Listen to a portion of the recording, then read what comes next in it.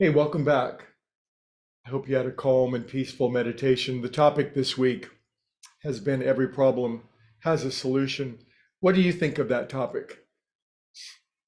It's an important one. And I guess in my own journey through that particular spiritual principle that every problem has a solution, one of the things that's been pointed out to me or that I've learned is my own predisposition or proclivity, you might say, to pay more attention to the problem than to the solution. It seems to be a particularly human thing that when we come across a problem, to continue to dwell upon the problem itself.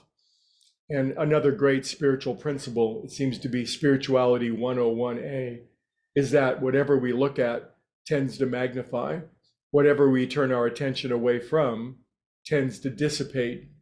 And yet, when it comes to problems, when a problem strikes us, the problem or whatever the cause or the source of the problem seems to be, it captures our attention. And although it may not be deliberate, it may be unwitting, still our attention on the problem keeps it echoing in our consciousness.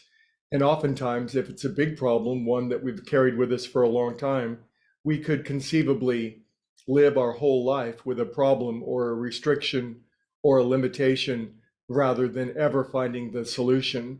So one of the great keys when it comes to finding the solution to any problem is to turn our mind away from the problem itself. And this might be one of the greatest and yet most difficult things we ever learn to do as human beings. In my own understanding and estimation, the great spiritual call to do this is compressed into three words. And those three words, delivered by a spiritual master a very long time ago, but still apply today, are resist not evil.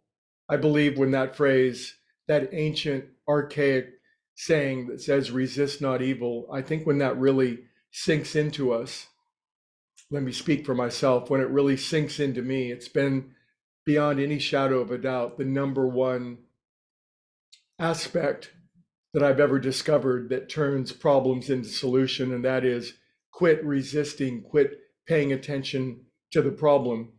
And again, it's still the most human natured thing that we do. And in meditation, in prayer, we learn to discipline ourselves and peel our hands off of a problem and begin to look away from it. Also, the curious phrase, turn the other cheek, while it might mean to turn your face in the opposite direction to accept a physical blow on the other side of our face. While it might mean that, it could also mean that when we turn our cheek, we're looking away from the problem and we're looking over to the solution. And when you look for solution, cats show up. So this idea of looking toward the solution, it reminds us that every problem stimulates within us a deep asking or a deep inquiry. If we're experiencing scarcity or poverty, we're asking for abundance. If we're experiencing suffering or loneliness, we're asking for love and intimacy. If we're experiencing disease or discomfort, we're asking for health and vitality. Now, we remember the spiritual injunction that whenever we ask, we receive. It's not later that we receive it. We receive it right now, but in our human mind, because of our paying attention to the problem, the lack of money, or the feeling of the disease, or the pinch of loneliness, we actually become a vibrational mismatch to the solution itself. And in our prayer and in our meditation and in our discipline and in our remembrance to resist not evil and to be solution oriented, then our minds open up and the solution, the resolution, the harmony that we so dearly want then is enabled to fall into our own consciousness. And as we get better and better at this, problems will certainly come, but we will solve them with greater and greater rapidity and immediacy. And that's when you know that you're making a little bit of progress in the spiritual game, is that problems certainly will always come because that's the path toward evolving. But problems become interesting challenges that last perhaps hours or days rather than lifetimes or centuries or decades. So I hope you enjoyed the topic. I hope you found some ways to utilize it for yourself so that you can live more in the solution than the problem. And tomorrow is Friday when we get to visit and we can chat it up.